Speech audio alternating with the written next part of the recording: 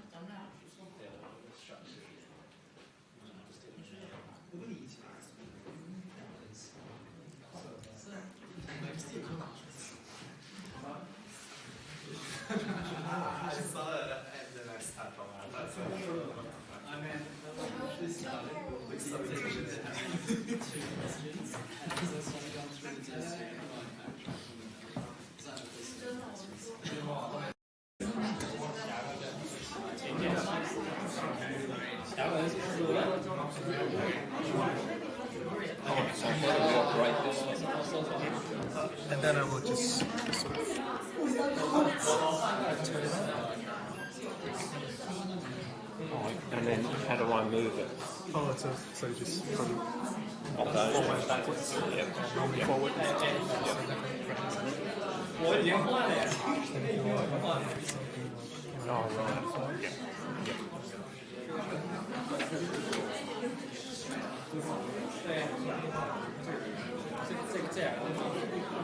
All right.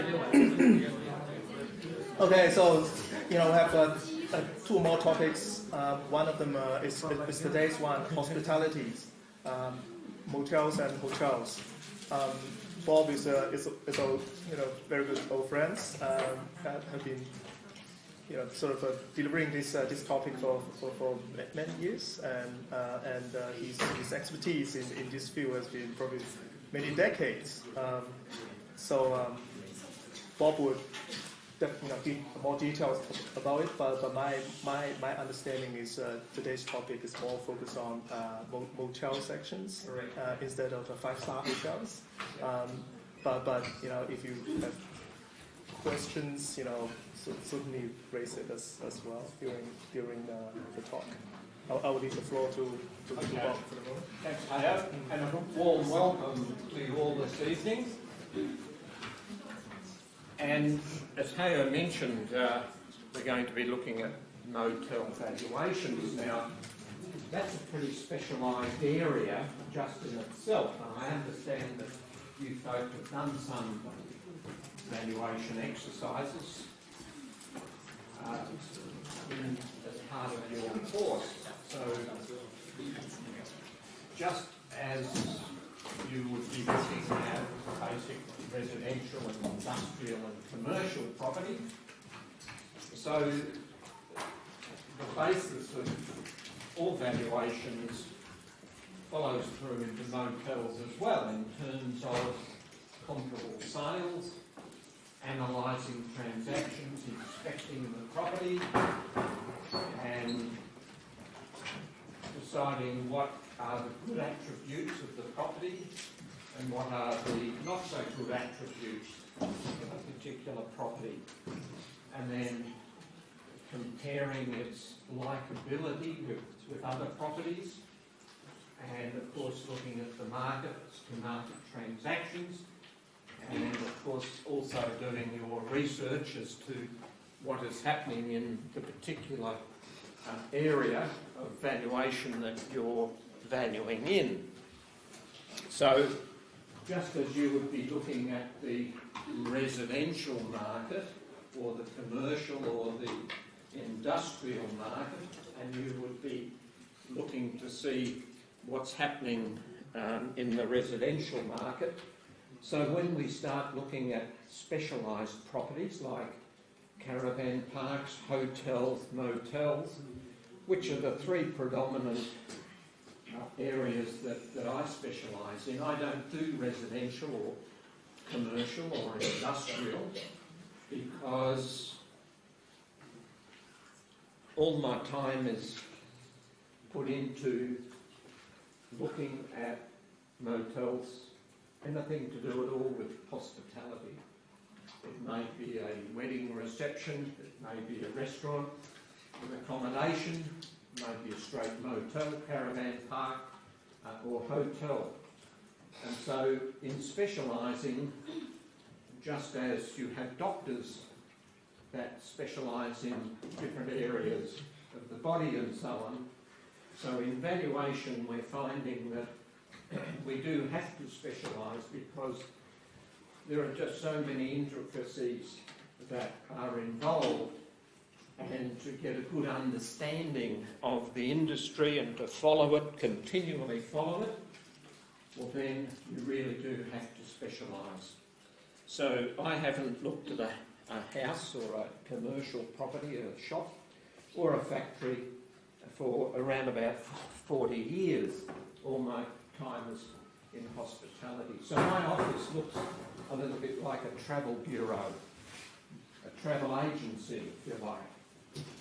But instead of sites to see, all the files have a name of a particular motel or hotel or caravan park, whichever of those three types of properties that I'm valuing. So tonight we're specifically going to be looking at motels, and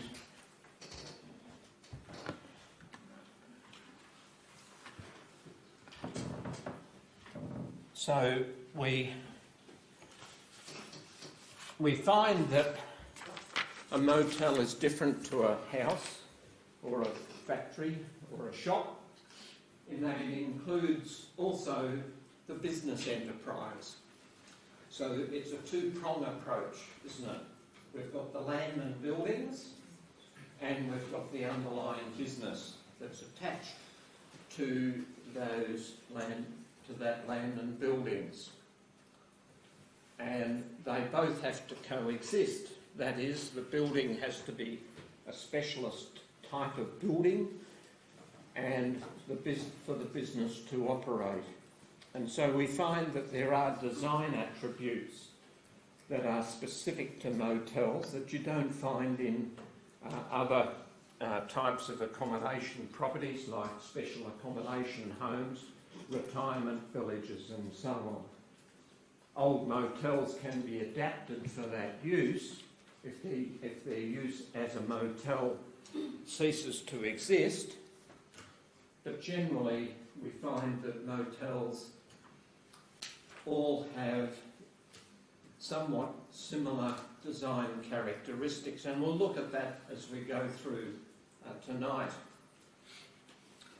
So value is determined by the ability of the motel to produce a satisfactory rate of return upon the capital that is outlaid. So if somebody is going to pay $4 million for a motel,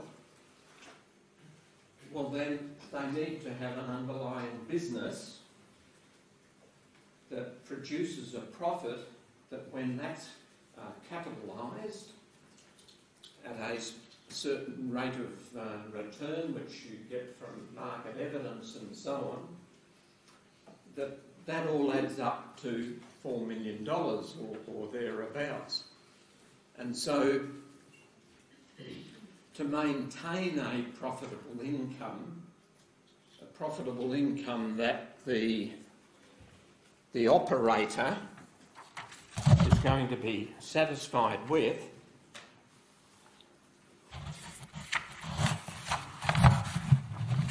then it's tied in with the word deals. Now, the word deals, we can talk about real estate transactions and so on, and the particular deal that is undertaken. And so it is a word that we do find, what's the deal for buying a particular property and so on. So it's a pretty easy word to remember, and each of those letters has a specific meaning. And so we're not going to be able to get a satisfactory rate of return, say a 13 or 14% rate of return on the $4 million that we've outlaid to buy the motel, if we don't have a building that works for the operator. So it's no good the operator having to run from one end to the other, to the kitchen or to the laundry or to the restaurant upstairs and along 3 passageways and so on. It's no good that happening because time is taken up in doing that. And so you have to have a design standard in motels that allows for efficiency of operation. And that's where the E comes in. Just how efficient is management. And so we find that motels are contained on a parcel of land that quite often doesn't have much by way of garden improvements around it, because you're going to be making money, the operator's going to be making money out of that building and hasn't got time to be looking after too many garden improvements. And if you have a large block of land and 6 blocks of accommodation units, well then during the morning rush hour with people leaving the motel and staff coming in to clean the rooms and so on, it's a lot harder for an operator, if there is a problem in one of the blocks, to be walking 100 metres and so on. And so, just like in a shop, you find that somebody's there behind the counter. Well, so it is with a motel, and of course, if you employ more people, because it's a larger block of land and you've got your buildings all spread out on a hectare of land or whatever, well then you're going to have to employ more staff. So design and efficiency of management sort of works hand in hand. And of course advertising. A is for advertising. And if you don't advertise your motel and have good signage and so on, well then you're going to find perhaps that you're not getting too much by way of customers. Yes, we have social media and the internet and so on now, and that's making it a lot easier for advertising, but there is an expense involved in that. But certainly something that is visually attractive, particularly at this hour of the night when people are checking in and so on after a day's work, well then to have good lighting and so on is a good advertising feature of that property, plus with a wide frontage as distinct from a narrower frontage. And of course, as in all property, we have to look at location. So are we on a major highway or are we up a side street? Are we close to an airport? Are we close to railways? Are we close to shopping and so on? Because people that are staying in motels generally have to participate in local shopping and so on too. Perhaps for evening meals if they're staying there for some time. So it is important to tie in all these features. And you might say, well, it's pretty hard to find a plot of land to build a motel that has all those features and so on. And yes, that is the case too. And so some of the points in terms of particularly design and advertising and location get put down the rung a little bit. And so we do find that motels have been constructed in secondary streets or away from shopping facilities and that sort of thing. And so you as the valuer, when you're valuing a motel, have got to sum all this up, and you've got to ask the operator, what is it about this motel that attracts customers? It may be actually that there's a college, a training college, just around the corner, or not too far distant. And there's a lot of traffic that comes from that training college, because people may be coming from the country to do courses in IT and telecommunication and so on. And so that motel may have a good trade built up from the training college. But you might say, well, that's all very well. What happens if the training facility closes or downgrades its courses or something? And that in fact does happen too. And so you start to get that word vulnerability come into it. How vulnerable is a motel to a downturn in trade because it hasn't been well located, it lacks in advertising, management's not all that efficient because they haven't gone out of their way to attract other customers who've only been concentrating on the training college around the corner, and perhaps some of the design attributes too are such that they may have changed the design. They may have in fact put in more bunk beds into the rooms because they get trade that's 3 or 4 people per room, if they're all coming from one company or something or other, workers, to do a training course. So these are all factors that one has to look at under that word deals. And of course, the standard of the facilities. Some years ago, we would have a rating system, a star rating system, done by the automotive clubs of Australia, RACB, NRMA and so on. And so you would get a booklet that would have the motels listed as 3-star, 4-star or 5-star.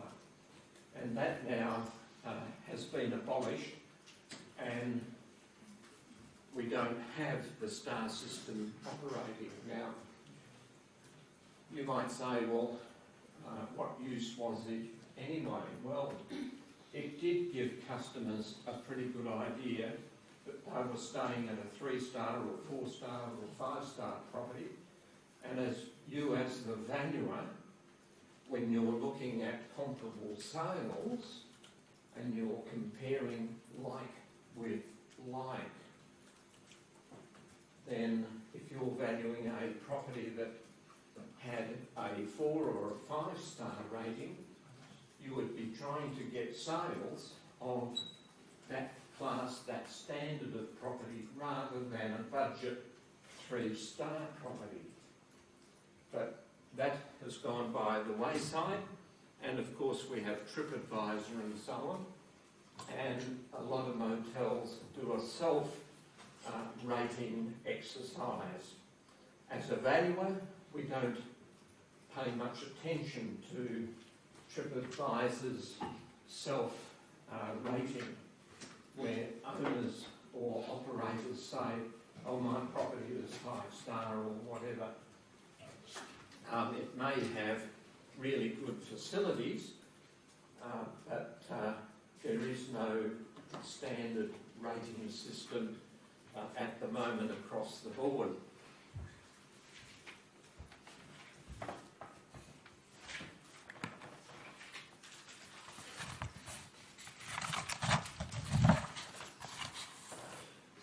So looking at design, and when we measure up the property,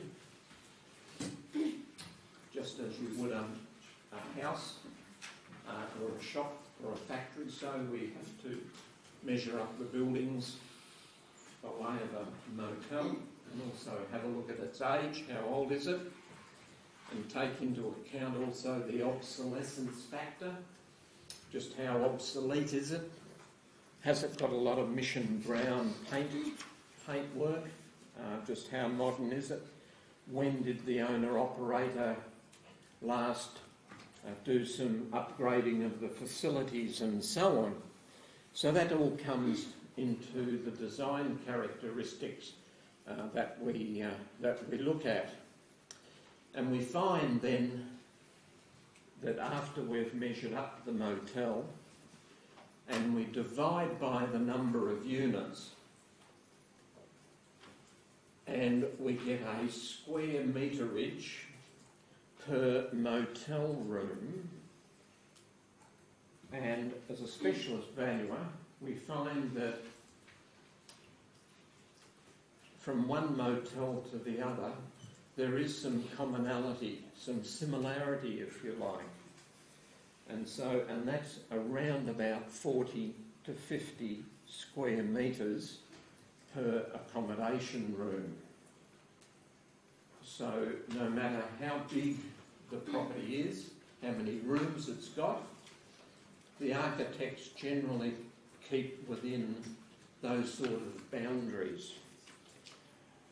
If it's under 40 square metres per accommodation room, and that includes the residence or apartment or flat that the manager, owner or operator will live in.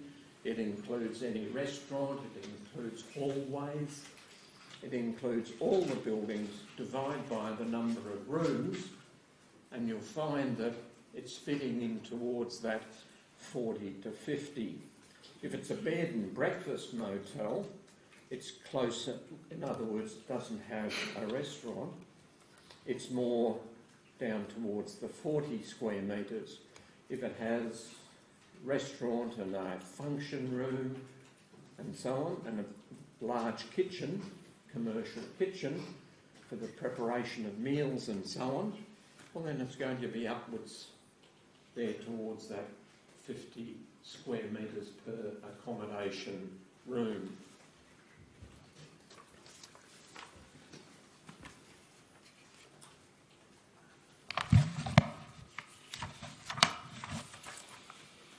Now, there's a lot to take in terms of the efficiency of management, and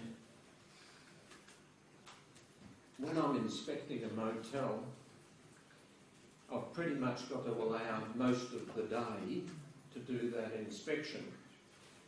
You might do 4, 5 or even 6 residential valuations in a day, and you may do, say, 1 or 2 or 3 shops and 1 or 2 factories, but with a motel or hotel or caravan park, there's so much to take in that it takes me the best part of a day.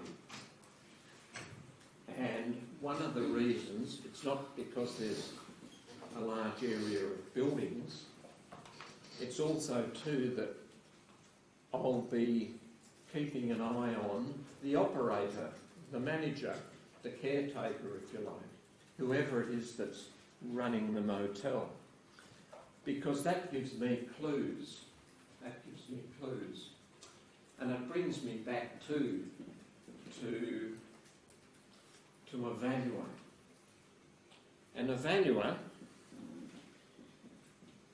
is a bit like a detective that's always looking for clues. And so you as the valuer are also looking for clues in the properties that you're valuing. Generally, people are going to tell you all the good attributes, but they may not tell you some of the worst attributes or the not so good attributes to a property. And so it is with a motel. And you have to be the judge yourself. And so by listening to the manager when they're on the telephone, taking bookings and so on, whilst you're there, well then it gives you a clue, an idea as to how well the property is being managed. So, as well as looking at the buildings, are they well maintained, are the rooms clean with appliances and fittings in working order, and that there's regular maintenance of equipment and so on, well then you're listening when the operator is perhaps on the telephone, on the mobile. Did he give a friendly introduction to those 3 or 4 phone calls that he took or she took whilst you were there doing your inspection? So you've got your detective gloves on, if you like, all the time. It's interesting, quite often operators, owners that are running the business will say to me, oh look, do you mind if I take this phone call? And always I've got time for them to take the phone call, because I'm learning all the time. And it doesn't matter how long that person is on the phone, I am listening and learning. So if I hear that the owner is a little bit abrupt, and then he may take or she may take a second phone call, maybe a third phone call, and the same abruptness comes through, well then it gives me a clue. Got my detective hat on, and it'll give me some clues that perhaps management isn't as good as it should be. And sorry, yes, we've got a question. So there's no doubt about the effect of this efficient management, but to what extent, how they determine it affects the value? Well, you'll find that as we get into it, we'll talk about the trade of the motel, and we'll have a pretty good idea as to where we think this motel sits in the marketplace. We may well know it, may have valued it before, may have heard through industry sources and so on. Oh, it's not very so we're there valuing, and we'll see for ourselves. And so when we come to look at the trade of the property, we may begin to think that the trade could be better than it is.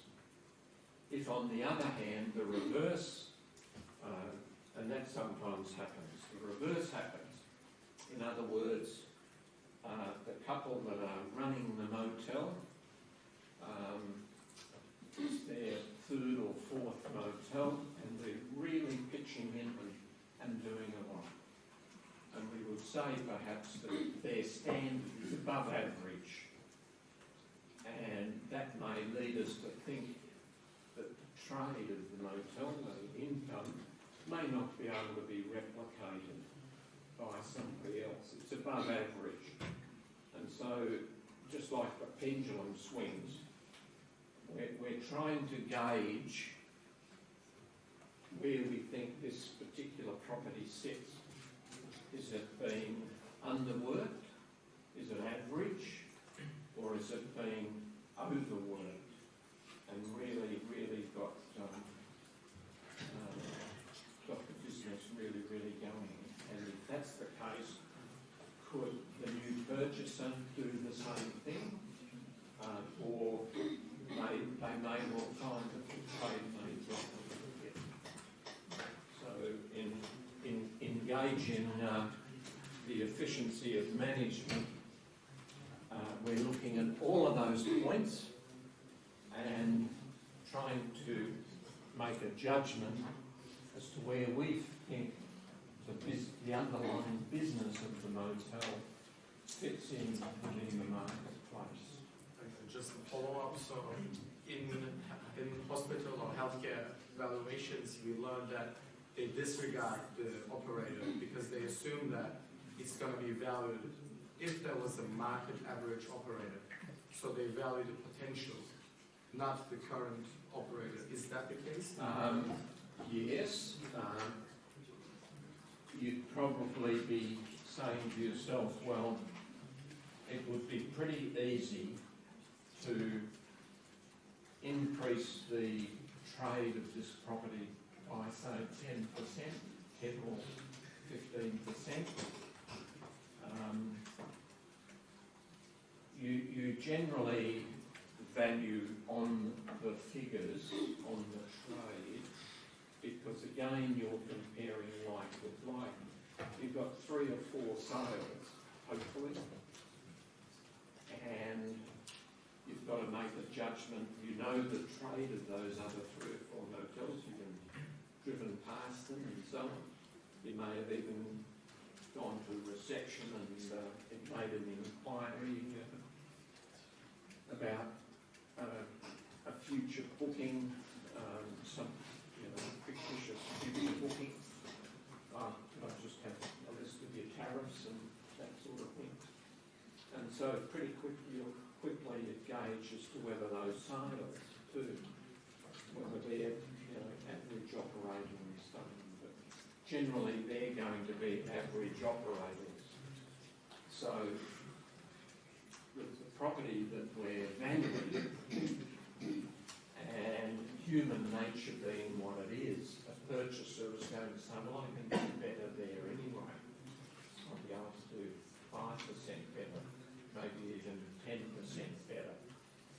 So it's a judgment that you as the valuer has to make, whether you just accept the figures as being good average management, or whether you will increase the figures by, let's say, 5%, and you know that any operator could do better than the couple or family or whoever it is that's currently operating the property.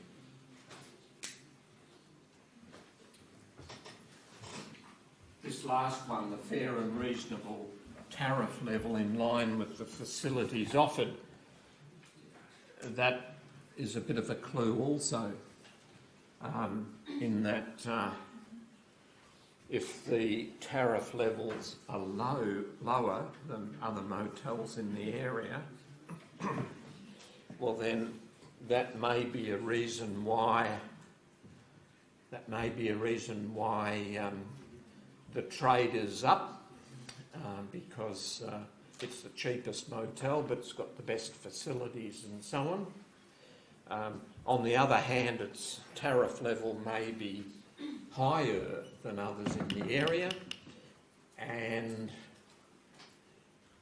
it may well have a slightly reduced turnover compared to the other motels in the area, based on a per room basis.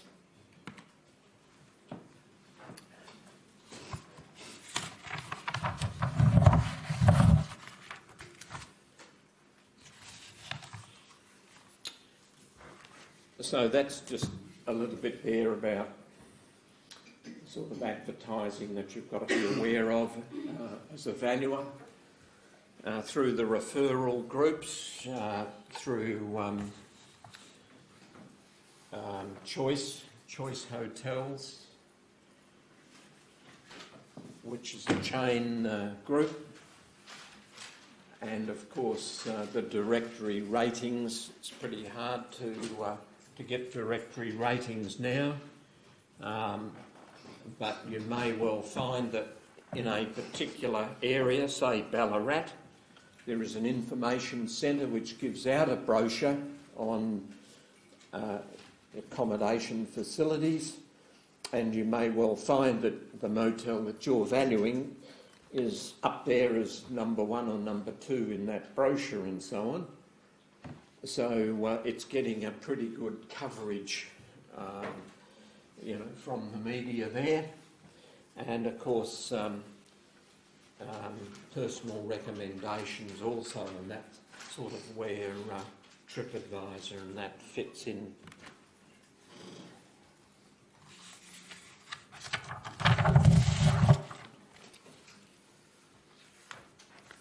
And of course, location, we are looking to see just how prominent the site is in relation to traffic movements.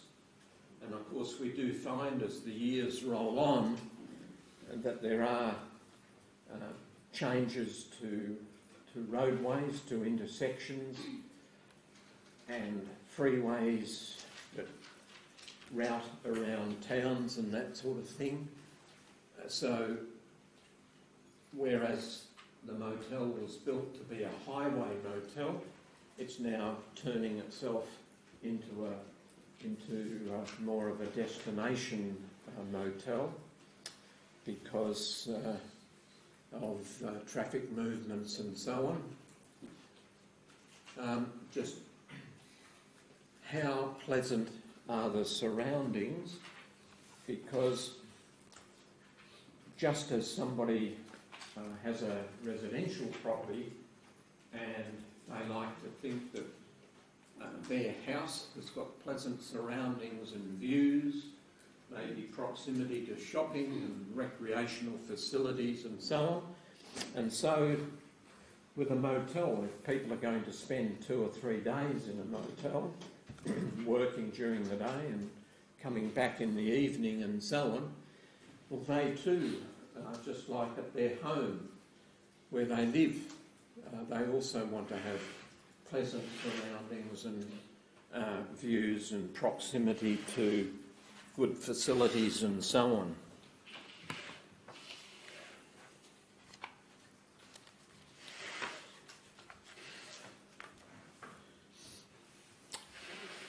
There's a list there of some of the main sort of facilities, and it's a matter of ticking those off on your inspection sheet, just to make sure that they're fully covered in your report writing of the motel. I read a lot of valuations done by other valuers that put a lot of emphasis into describing in fact, what is in the rooms. And most motels are going to have 3 or 4 different standards of rooms. They're going to have budget rooms, they'll have deluxe, they'll have executive, and they may have spa rooms and so on.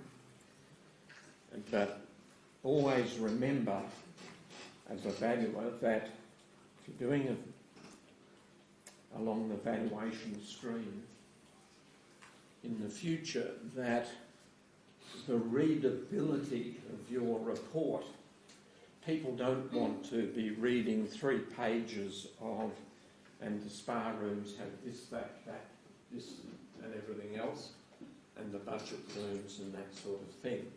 It's sufficient to say that there are budget rooms, deluxe rooms, executive rooms and spa rooms, and that they have the usual facilities for customer comfort and amenity, and that they include, that the spa rooms do include this, that, and the budget rooms are smaller and have this and that.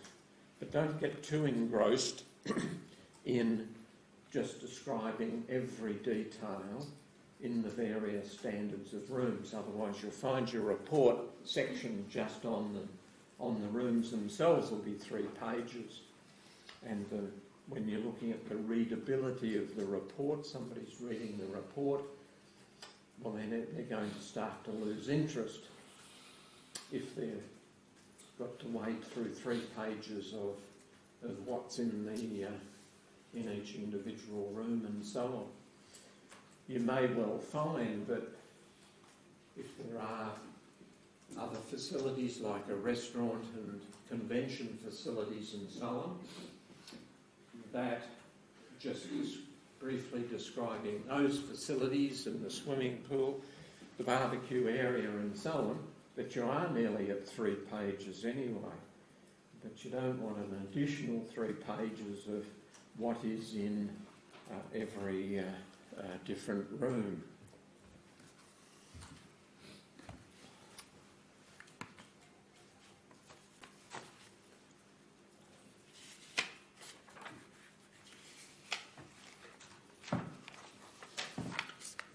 So we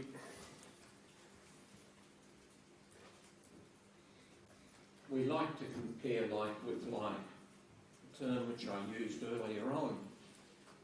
And so when we're valuing motels, we try to look at the one that we're valuing and decide, is it a transit motel?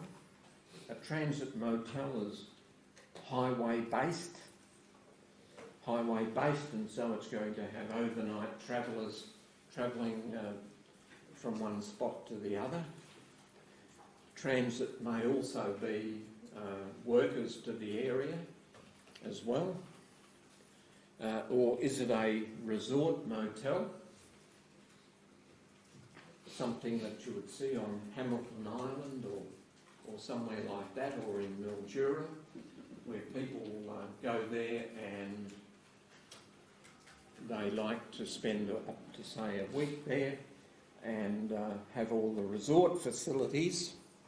Or it may be a terminal motel, and terminal motels can be close to major airports and so on, and there are a number that are close to Melbourne Airport. There are also multi-storey ones there that come under the umbrella of hotel as well, but they're all accommodation properties, and they're terminal ones at Melbourne Airport there, and they don't have the facilities that a resort motel has, and they're more luxurious than what you would find in a transit motel. Because in a transit motel on a major highway, in a town, out in the country, well then you're going to have workers to the area and overnight travellers, and they're not going to want the resort facilities, nor the luxury perhaps of a terminal facility either. So you want to be careful that you're not comparing, if you're valuing a motel here in the Melbourne suburbs, and that you're not comparing a motel out in, say, Glen Waverley, the Monash on Gateway in Blackburn Road, which is more of a transit motel, workers to the area, businessmen and so on, that you're not comparing the sale of it with the sale of ones out in Mickleham Road, sort of there at Airport West and so on. Okay. Again, it's like with like.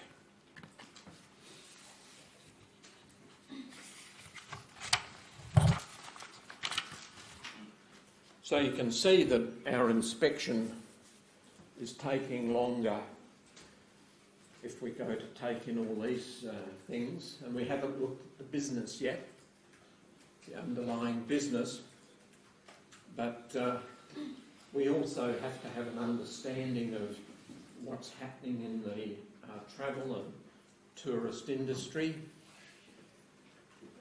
the trends that are taking place. Just as an aside, Melbourne is opening quite a number of large hotels over the next 12 months. So the market is very buoyant in Melbourne for the major luxury hotels. There haven't been many motels in the suburbs built, mainly because of the price of the land, and the alternative use for apartments and so on has overrun that which could be paid as a motel site. So it's making a lot of our older motels in Melbourne with pretty good occupancy rates, and operators are upgrading the facilities that they have, but there are very few new motels being built. Sorry, just on that, I was wondering what kind of attributes or characteristics typically kind of constitute a motel or hotel as the highest and best use for a property? Is it like mainly driven by planning or existing use or demand, or where does that kind of come from? How do you determine that a motel is the best for a property? So our question is, how do we understand, how do we know that the motel is the highest and best use of the property? Of course, we can sum up what we feel that it's worth as a motel, and we can then look at the underlying land value that they're paying, $2,000, $3,000, $4,000 a square metre, depending on the underlying zoning and so on. There are two motels in Lilydale on the right-hand side as you go out towards the Hillsville-Warburton Highway junction on the right-hand side that have sold in recent months this year in 2019, and they will probably be for alternative use because they're on land that is becoming quite unique in that there's not too many infill sites still available, and so you've got car yards out there, and it's like a service industry, if you like. There, I'm not quite sure just what the actual zoning is, but it's a sort of a service business. You've got motorbikes, cars, farm produce, a whole variety of uses that are allowed there, and the price of of the land is just going up and up because there's not too many infill sites of that size that these two motels have. And so I think we're going to find that they're going to be redeveloped, and yet they're motels that were built in the 1980s. So they're not overly all that old. Now, having said that, is it a motel area anyway? And that part of, Maroondah Highway, it doesn't take you to Sydney or Adelaide. It'll take you over the Black Spur to Marysville and onwards and so on, into oblivion just about.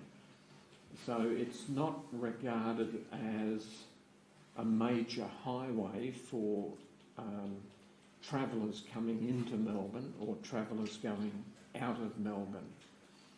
So both motels don't have a big trade from passing motorists, like you would a motel on Dandenong Road or out on the Hume Highway, something like that. So there is business in the area which has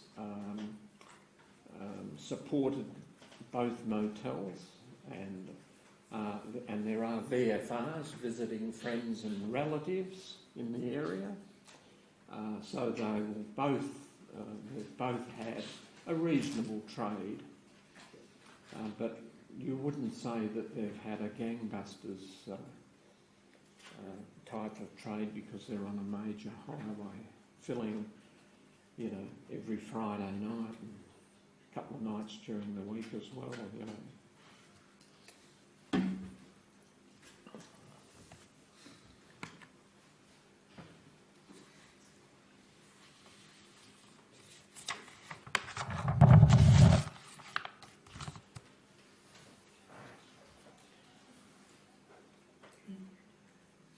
So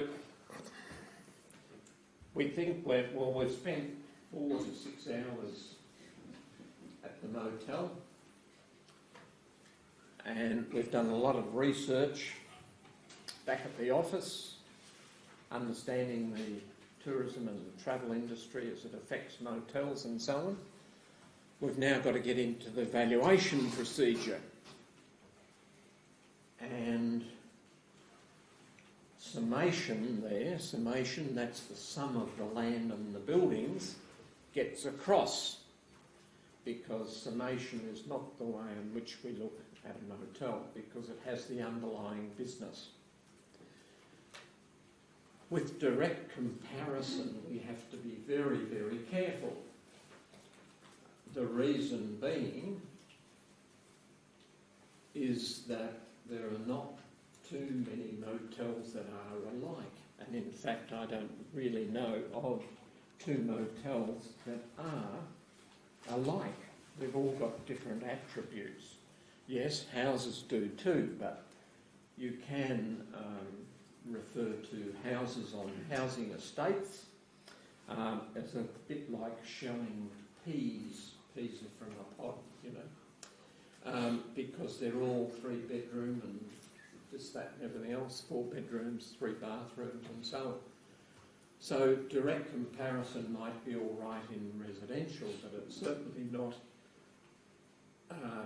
good in motels. But when I say be careful, it will tell us though, if we have sales of 3 motels, and they're all in that 30 to 35 room bracket, and their sale prices are between 4 and 6 million, 4.5 and 6 million, well then our valuation on the one that we're valuing is likely to fall within those broad parameters. If we're too far out, one way or another, that is, sub 4 million or well in excess of 6 million, well then we've got to have another good hard look and just see whether we're still right or whether we need some correction made somewhere in our valuation process. But you have to be very careful with direct comparison. And so capitalisation of the adjusted net operating profit is our preferred way of valuing motels. The reason being is because we get back to the first thing we looked at was on the capital outlay. Satisfactory rate of return, be it 12, 13, 14%, maybe 11%, on the capital that's being outlaid. So we all understand capitalisation approach for factories and shops and so on. So we're going to capitalise our adjusted net operating profit, and we'll have a look at that shortly. But from our sales will tell us that we have a rate of a capitalisation rate of 12.75 and maybe 13.1%. And as a valuer, you have to make a judgment as to where your property slots into those comparable motels. Is it better? Is it worse? Are the risks, all of those factors that we've looked at, are the risk factors with ours better or worse? Are they the same as? And if they're the same as, well then we're going to be looking at, let's say, 12.5% yield capitalisation rate. But if we think ours is a bit risky because the trade is one-sided, if you like, it comes from a training college around the corner or something, and if that training college suddenly closes, well, we're down the gurgler as far as maintaining trade till we build up another source of income, well then we're going to be capitalising out of that 13% because of the risk factors that are involved. We all understand capitalisation rates, risk factors and so on. So the greater the risk, the higher the capitalisation rate. So you want a bigger, better return for the risks that are involved. And then, of course, we can back up our capitalisation approach with the piecemeal approach, and that is, what is the freehold land and buildings worth, and what is the business value? What is the business worth? And do the two entities equal the going concern approach, which is capitalisation of the adjusted net operating profit? And we can look at sales, investment motels, those that are leased to a tenant, just in the same way as shops and factories are leased, and they've got a tenant, might have Mercedes-Benz in it or something. So people will buy a leased motel with, say, 15, 20 years remaining on lease. And depending on how strong the tenant is, where the rent sits, is the rented market, and what are all the risk factors involved and so on, the freehold investment value, they may pay 6.5%, 7.5%.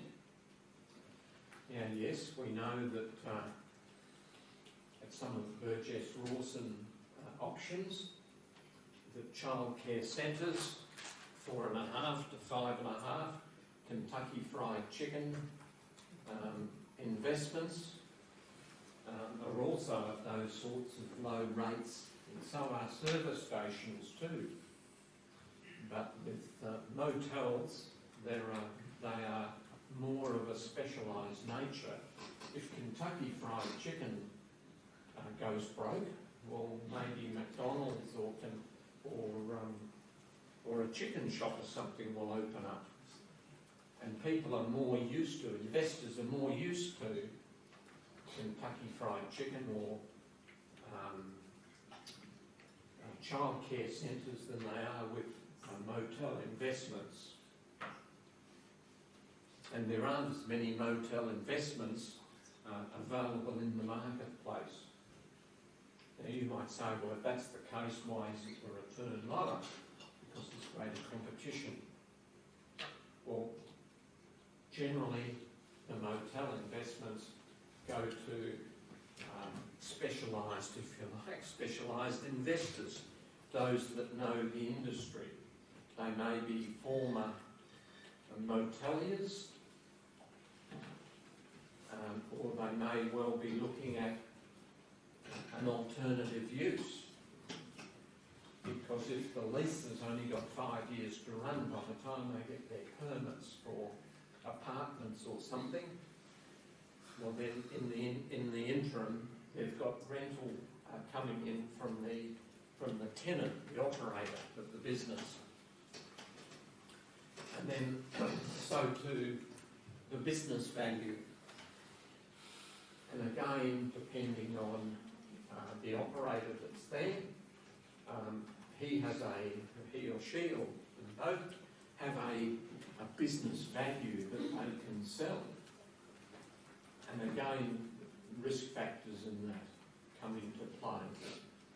But because the business doesn't have land and buildings attached to the business, the land and buildings are the freehold nature, well then the business value is going to be at a higher yield, a higher return on investment, because it's only the business that the person has for sale. So if you have a freehold investment, that's bricks and mortar, it's selling on a 6.5 or 7% yield, return on investment, well then you'll find, and of course if the tenant goes broke, the owner can always find another tenant.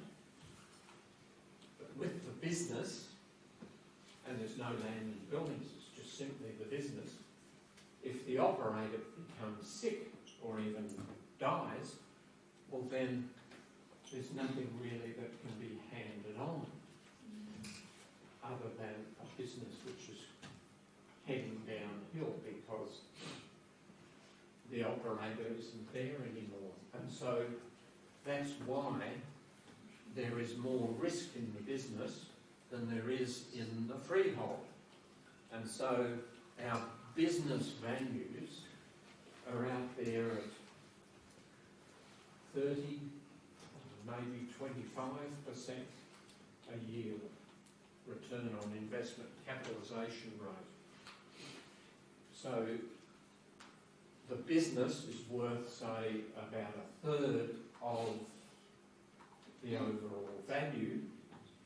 So when you capitalise a third of the overall value, you know, at 25%, and you put to it the freehold investment value at 7% yield, that is the other 2/3 of our $4 million or our $6 million, whatever, well then the sum of the two makes up the piecemeal value, and so the sum of those two yields will work out to be, let's say, 12.5% on a capitalisation of adjusted net profit basis. Okay? So our freehold investment value is not dissimilar to a Kentucky Fried Chicken or a child mining centre, which sell at auction generally. You'll see them advertised in the paper in the Burgess Rawson.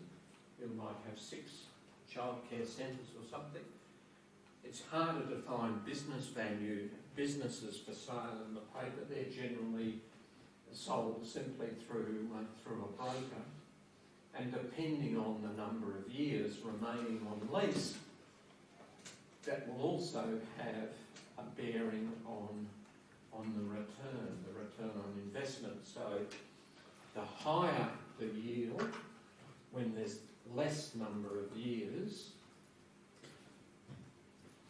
remaining on the lease, because somebody has got to make a return on their investment in a much shorter time than if there was 25 or 30 years remaining on the lease.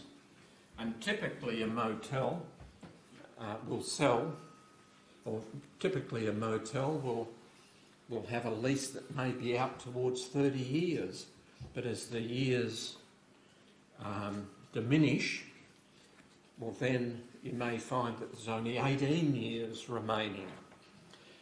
And a leasehold motel with less than 18 years, say 15 years, is pretty hard to sell.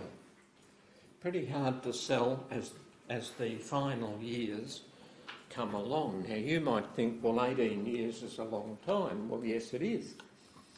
But in terms of running the business, making a return on your investment, upgrading the rooms, spending money and that sort of thing, and you've got to replace the capital, the 600,000 or 1.2 million that you've paid for the business, well then you're going to pay less if there's only 18 or 15 years remaining than you would if there was 30 years, because you've got a lot longer time to recoup the money that you've outlaid.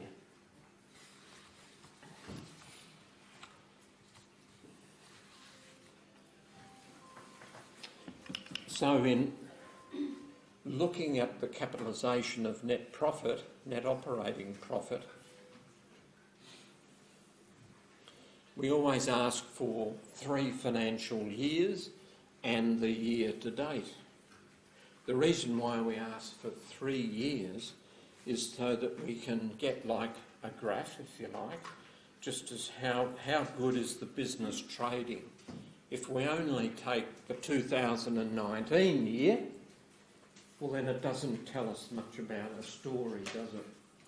So we want at least the past 3 financial years, and if we're well into the current financial year, if it's gone December and we're into January or February, well, we've done roughly 8 months of the new financial year, so we would be looking at year-to-date turnovers too.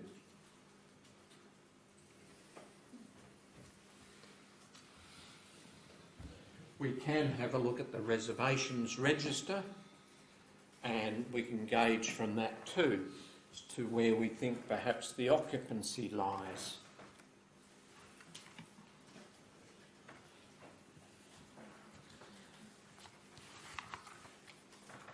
So we're looking at the MU motel, it's an accommodation property,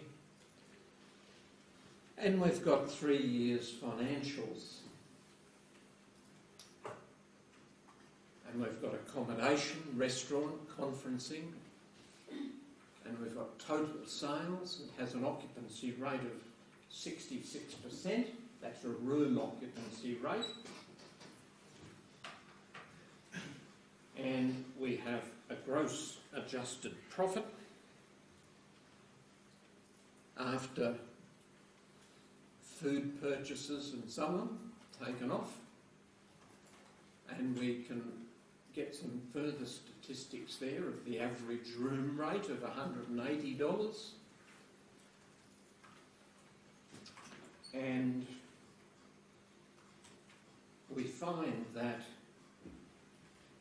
the 2019 year at 1.88 far as turnover, is pretty much a stabilised income beyond which the increases are generally inflationary. I think that's pretty sort of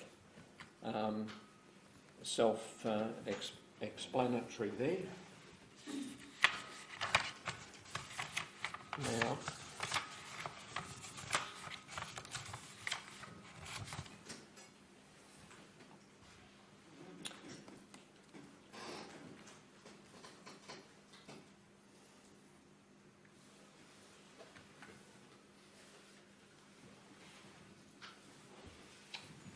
Hayo, is that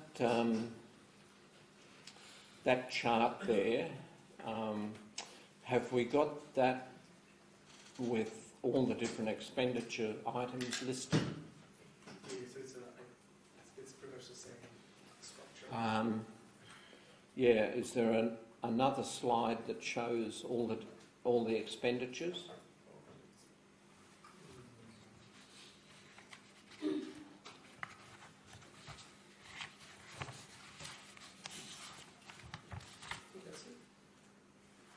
For the tutorial, there is another document.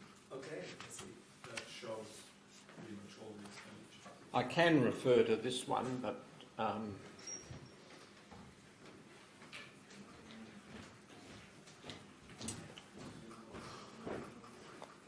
thought it was on the next slide.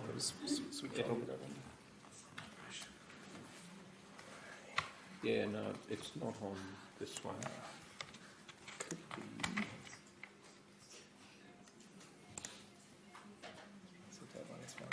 No, it's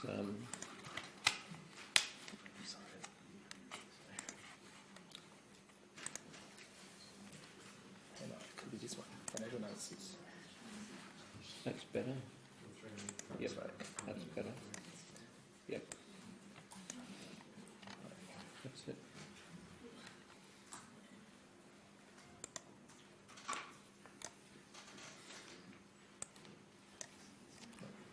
Okay, so thanks, Hayo. Now that's what a trading profit and loss statement tends to look at, although we've increased it up in size so you can see it. And so we had for 2019, I know it's got 2014 there, but it's 2019, turnover of 1.885. And our cost of sales, purchases of 268. We adjusted those, and you as the valuer with your specialised experience in motels has to prepare a statement that is only applicable to you as the valuer, not to the accountant, because they don't understand valuations. But you'll notice there that the purchases of under cost of sales of 268 were adjusted to 201. Now the reason being is because the operators lived out of the business. In other words, their private expenditure on food and so on, they lived on the premises, so everything that they spent on their own personal use in the kitchen, and so went through the books. So we adjusted for living advantage and came to an adjusted gross profit there on the adjusted purchases of 1.681. We then take off the expenses and we're left with a net profit of 146,000. Now,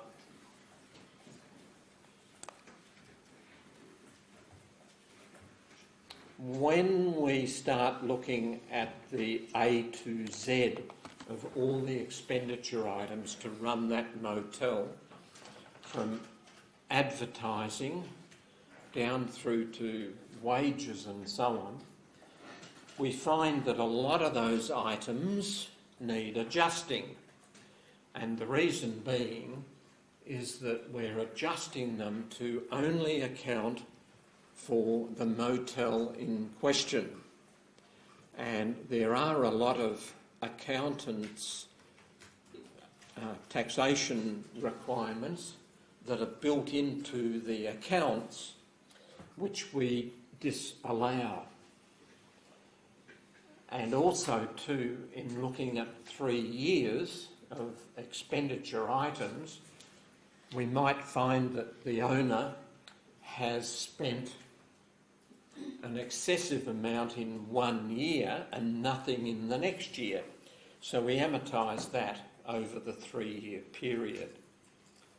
And so some of the common ones that are added back, if you like, we always add back consultancy fees because that's generally an accountancy figure, and we've got depreciation there. So our adjusted net profit is before depreciation. Again, that's a taxation expense. And legal costs, management fees. We've adjusted the motor vehicle expenses there. And we've also, here's the one here, the computer expenses.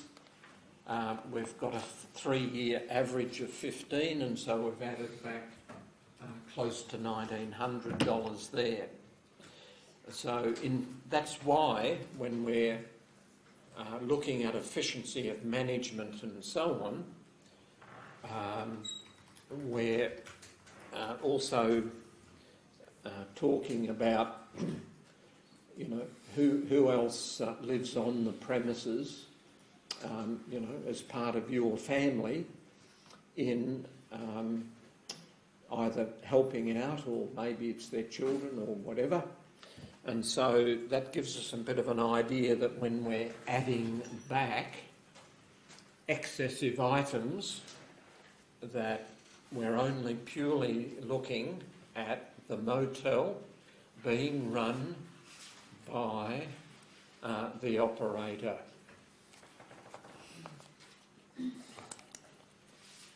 There's rent there to an associated entity. So in other words, the accountant might have set up a company trust and so on, and so for taxation purposes there's a rent to an associated entity of $360,000, which we add back. And repairs and maintenance, that's one that often gets added back. In this particular case, 4.1% is okay. We've adjusted superannuation on wages, and the last one there, we've adjusted wages because in talking with the operator, we've found that they could be running the property slightly more efficient with a little bit more labour, and there may be a good reason for that. Quite often managers, operators will say to me that they've got a sick mother or a sick father in another country town or down in Melbourne or something, and so they're always travelling down there every 2 weeks and spending 3 or 4 days, and they have to get in relief managers and so on. So we're looking at you know, what's fair average, good average management, and we're adding back in this particular case quite a bit of superfluous expenditure, and we can also allow some additional expenditure there where we've allowed accountancy. The reason being is because the accountant hadn't charged anything for 2 years. He's a friend of the family or whatever. So we allow an accountancy matter there. And then when we find that our adjusted net profit is 41% of total sales, we can run those ratios against accommodation and restaurant and conferencing, which have more meaning than as a whole. The reason being is that accommodation runs at a much higher rate in terms of profit than restaurant and conferencing, which you're lucky to be making 10%. And so we've got an adopted net profit of 770,000, and our sales at that 12.75 to 13% yield is then giving us a value of 6 million, which is $200,000 a room. And hotels, motels are different from normal commercial property. They have regard to the estimated maintainable trading potential. The primary approach should be in line with the approach of the most likely purchaser. Be aware of additional risks and research thoroughly. DCF, discounted cash flow, treat with caution. It may have a place in larger international standard 4 to 5 star hotels, but the valuer has to be very realistic about the inputs. And a lot of the banking fraternity that are lenders in this type of property will say that they have little regard for the DCF approach. That is because the inputs, once you start playing around with the inputs, well, then you'll find that it's giving an erroneous result at the end. So the old saying, garbage in equals garbage out on that score. So can we now go through to the other one? Thanks, Howard. Yeah.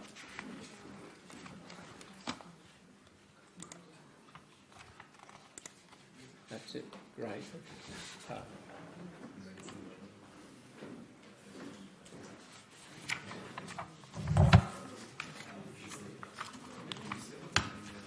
So it's very hard getting an understanding of what your add-backs to the accountant's trading profit and loss statements should be. And I find that by sitting down with the operator and going through the A to Z of the expenses, by them telling me about advertising and ending up telling me about wages, gives me an idea and gives me the approach of what to adopt. And of course, I will have done preliminary calculations of a 3-year average of the 3 years that we're looking at, 2017, 18 and 19, and then also having regard to what the operator tells me. And so often just talking to the operator will give you the clues. Here we go again as a detective, that we should be adding back some computer expenses, some advertising, maybe even some telephone accounts, telephone expenses can run way up. The reason being is that one of the operators that's running the motel has family overseas and is ringing the family overseas on a weekly basis.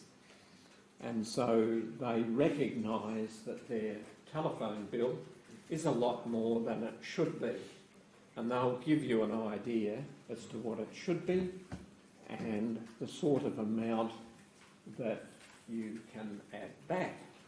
And of course, this is not the first motel you've valued, and you have records of all these expenses of other motels, so you can refer back to them back at the office and play around with those figures and say, well, okay, so the telephone account is 25 to 30,000, and they're telling us that it should only be half that.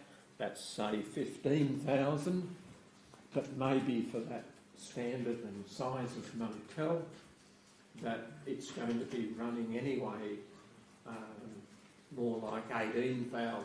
So you might find that you're not adding back quite as much as the operator has indicated. Quite often the operator knows what you're about anyway and how his motel is going to be valued. So by and understands add backs to the accounts. So just be a little bit wary there that if you do strike an owner-operator that is well aware of the add-back process of the valuer, then that they're probably going to be a little bit generous in the amounts that they tell you that should be added back. But at the end of the day, you as the valuer have to make the judgment, and you know anyway that the sort of adjusted net profit of accommodation is going to sit around that 50 to 53%, and in terms of food and beverage and conferencing, if you can do 10%, you're doing well. It's perhaps more like 5%.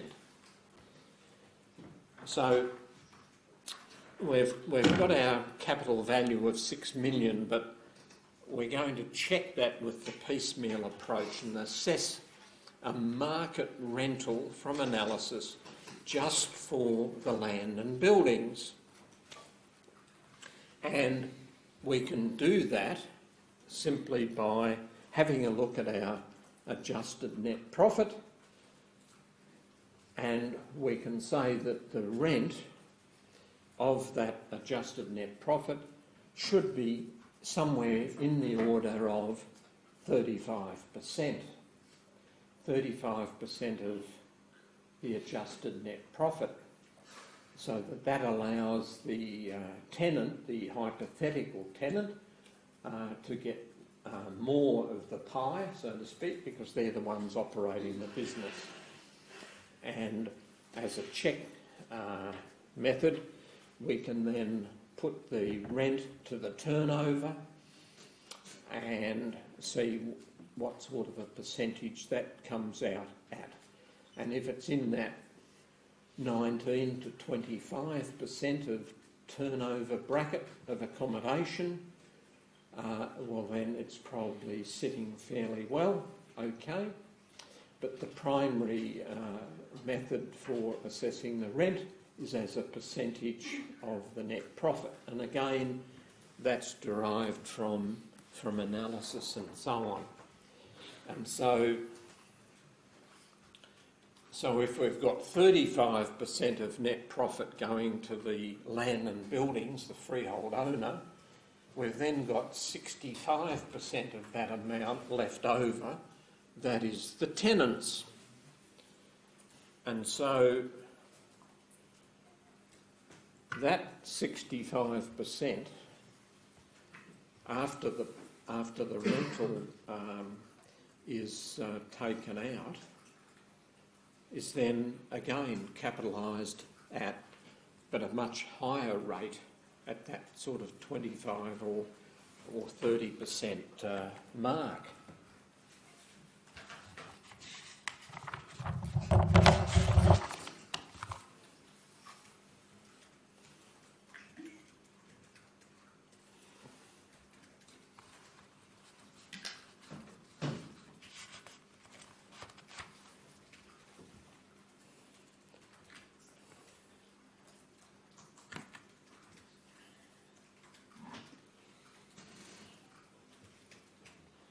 Doesn't want to come up here. Why would that be?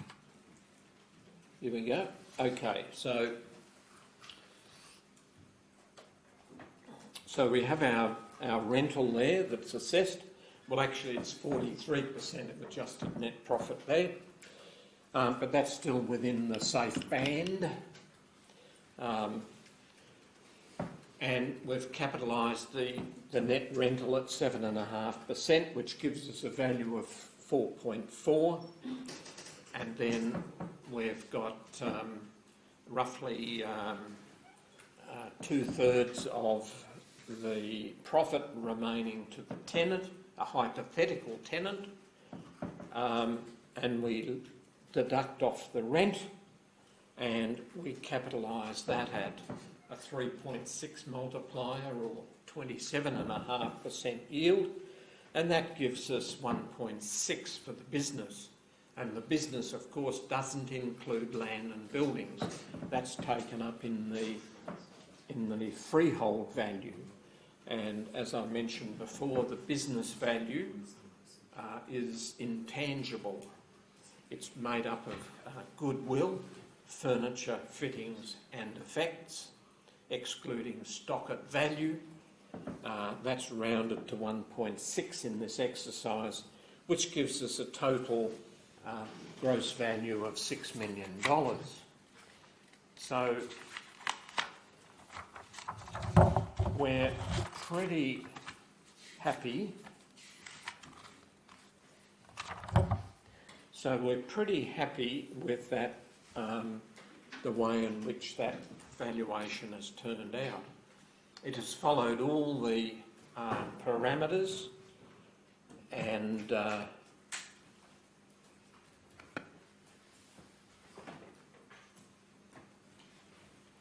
all our analysis. We've compared like with like, and we were fortunate enough to find sufficient sales. Sales of motels are hard to find, and of course the value of the freehold and the business interests, does it actually equal the going concern value? And I leave that with a question mark, because again the pendulum swings. It's within those parameters of the piecemeal approach. It may well not be exact, of course, because valuation isn't an exact science, but it does follow that it's going to be within reason that the sum of the two parts will equal your going concern value.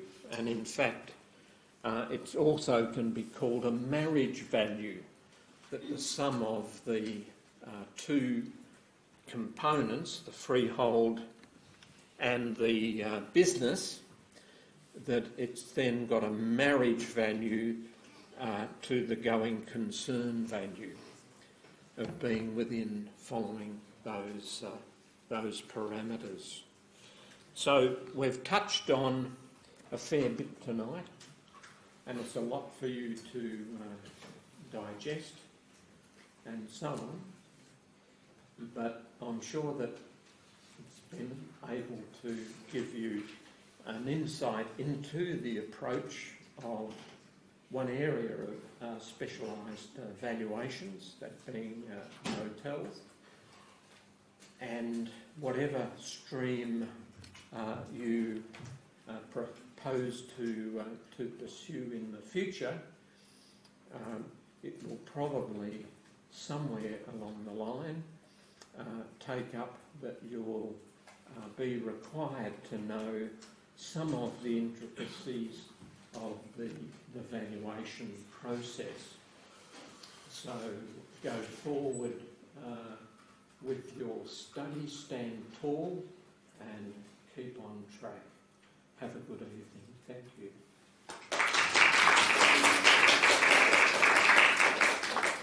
Any questions? Further questions? Yes. Can you please specific that why that value of freehold and business interest is not equal to the gross value of vacancy? Okay, so the question is, why wouldn't the two interests, freehold and the business, equal the going concern? Well, you've got three different types of purchaser, and they're all looking at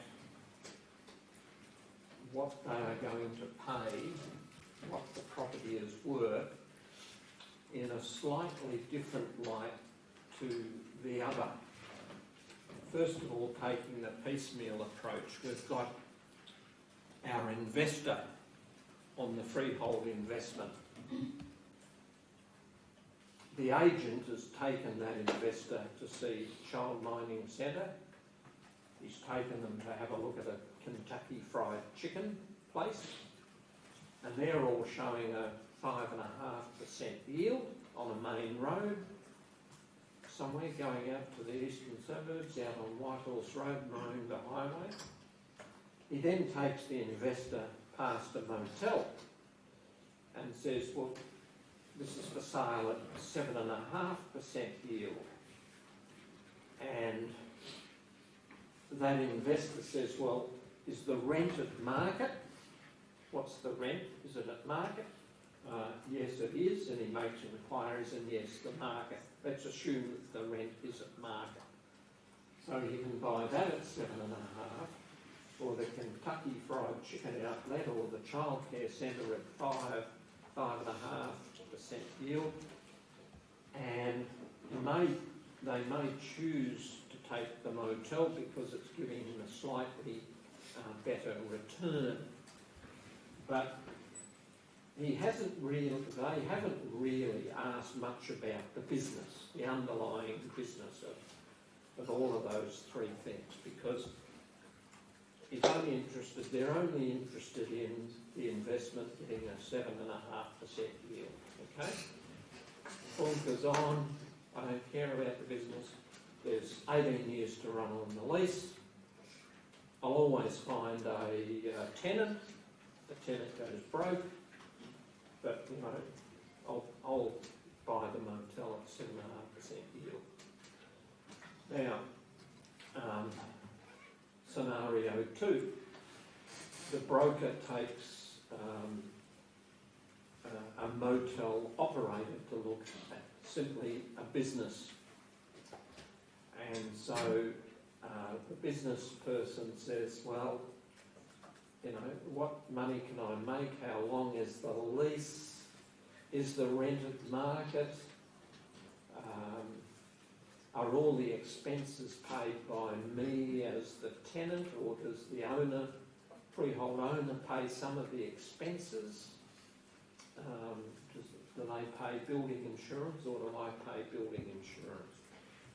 It's on a main road, but what's the trade capture? Can I capture, plenty of overnight traffic trade here? Yes, you can, blah, blah, blah, blah, blah. It's a member of the Choice Hotel brand. So we've now got somebody that's interested in the business only. Okay? Then scenario 3 is the broker takes a third person to look at a property, and it's going to be the going concern, where there's the land and buildings and the business all tied up. Okay? So that person is interested in both entities, the freehold and the business. So in the 3 scenarios, we have investors that have got their eye on the property for different reasons. The freehold owner just wants the best return he can get. The operator to buy the business wants to make sure that the business is sound and that they can make money out of the business. And then the third one says, well, I've always wanted this motel. It stands well. It's 2-storey. It's on a corner. It's on a bit of a rise. It really stands well.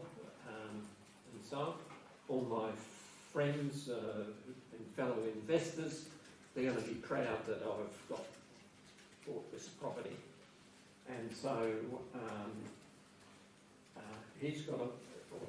the investor there has got to look at the land and buildings and also the business too, and may also look at alternative use that you brought up and say, well, could I, if the business doesn't go well, could I turn it into a nursing home, something or other, or aged person's facility or something, right? If the business goes broke, I can find a tenant to that too. So that person's got a mix of freehold investment and goodwill. So put those 3 investors into this room here, and you'll find that when you then start looking at the rate of return that they will pay for each of those entities and so on, well then you're probably going to find that the sum of the 2 and the going concern value are going to float a little bit. They're going to be within reasonableness, but they're not going to be locked in, because remember, valuation's an inexact science. And so, but, and we can swing the pendulum a little bit and say, well, you know, we've got 4.4 on the freehold, it could be 4.3, it could be 4.5, we've got 1.6 on the business, it could be 1.7, it could be 1.5. But both together, at those sorts of yields, which are from our sales, that are out there in the sales, and it is your opinion as the valuer, will give us our going concern value that we'll sign off on at $6 million. If you like, say $6 million. But different reasons as to why they're all the 3 are buying. And that influences their yield, their cap rate that they'll pay for their respective interest in the property. Yep. So for the freehold value, the cap rate is divided by net operating income with the price. But how do you derive the cap rate of the business value? Where does it come from? The sales again, we can look at just the sales of businesses and look at the length of lease, the number of years that are remaining, and we find that our sales, we might have 5 or 6 business sales, and the number of years remaining on lease are going to vary from 12 through to 30 years.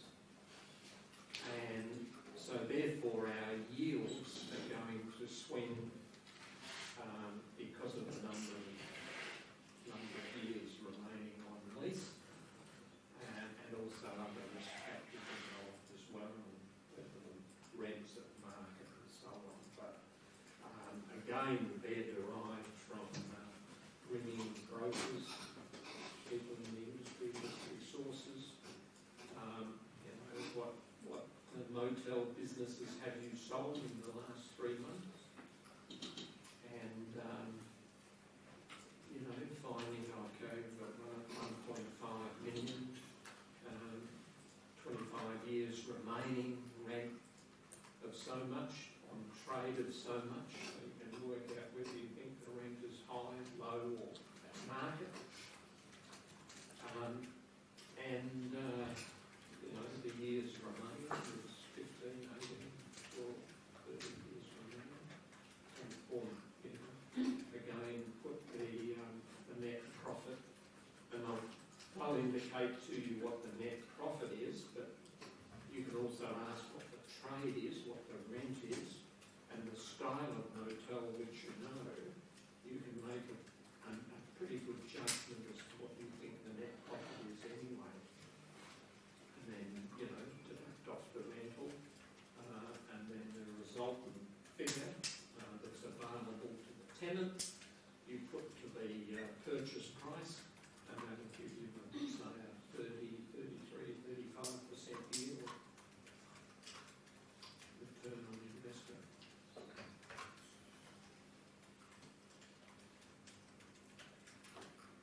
All right. It's very fantastic talk. So shall we thank Bob for that? So we have a very quick break and come back and then run a tutorial on the next topic as well. So,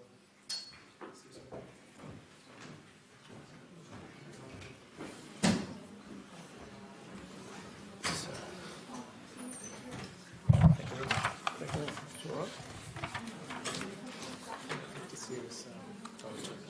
Yep.